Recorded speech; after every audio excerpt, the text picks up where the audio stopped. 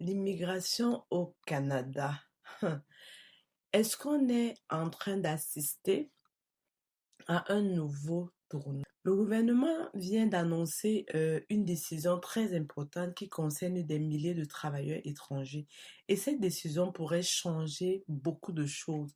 Mais la vraie question, hein, question simple, est-ce une solution ou alors juste un pansement sur un problème beaucoup plus profond? Je te mets dans le contexte. Le gouvernement fédéral a annoncé qu'il allait prolonger d'un an les permis de travail euh, de certains travailleurs étrangers temporaires au Québec.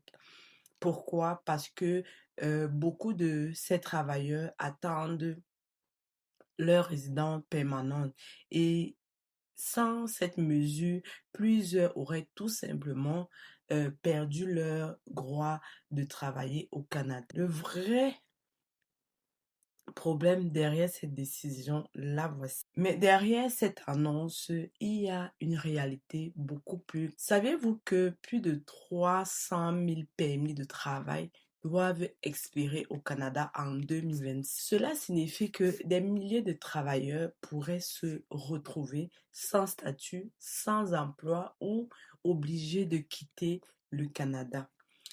Et cela pose une question fondamentale. Le Canada dépend-il trop des travailleurs temporaires? Bon, pourquoi le Canada fait cela? Premièrement, il faut comprendre une chose. Beaucoup de secteurs au Canada manquent de main-d'œuvre. L'agriculture, la construction, la restauration, la santé.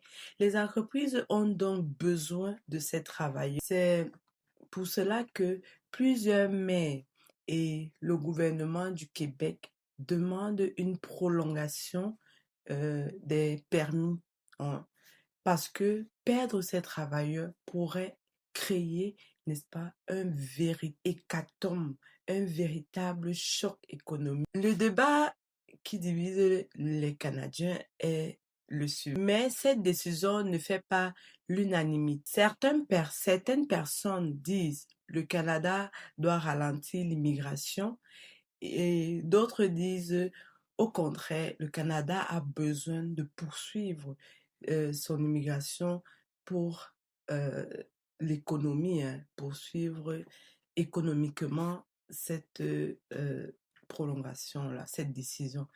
Alors, la vraie question est la suivante. Le Canada doit-il, un, réduire l'immigration ou deux, faciliter encore plus l'intégration des travailleurs étrangers? Voilà mon analyse personnelle.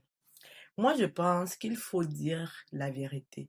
Le Canada est aujourd'hui dans une situation paradoxale. D'un côté, on veut réduire certains certains programmes. De l'autre, l'économie dépend de ces travailleurs. Et tant qu'on n'aura pas réglé ce paradoxe, ces mesures temporaires vont continuer. Ça, c'est ça. Donc, maintenant, je vous pose celle de savoir, est-ce que le Canada gère bien l'immigration?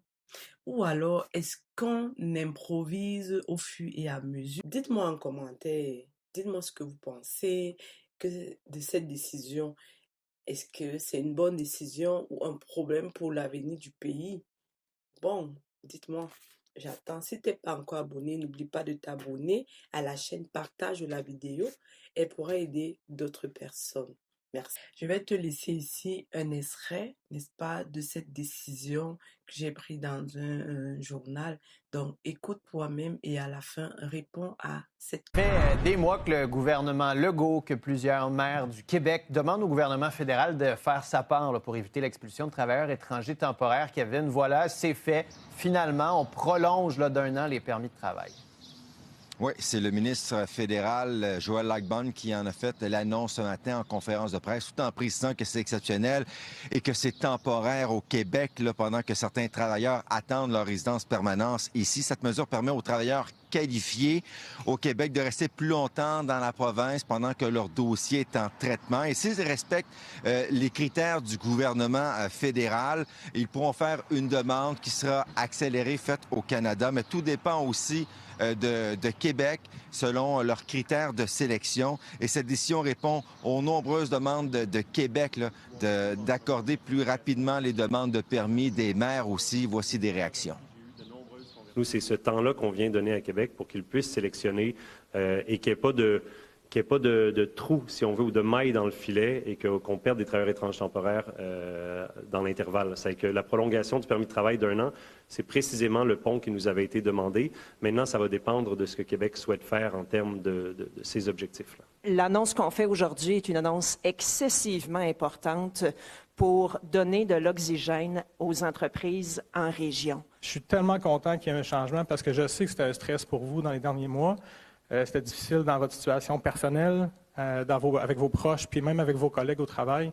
Je suis vraiment content que la situation se stabilise et qu'on ait de l'oxygène pour travailler ces dossiers-là. Donc, je veux vous dire que vous faites partie de la communauté et on veut vous garder avec nous. Il y a aussi une nouvelle mesure pour les régions rurales. Du 1er avril 2026 au 31 mars 2027, les employeurs pourront embaucher davantage de travailleurs étrangers et temporaires. Ça va passer de 10 à 15 % via ce programme fédéral. Merci, Kevin.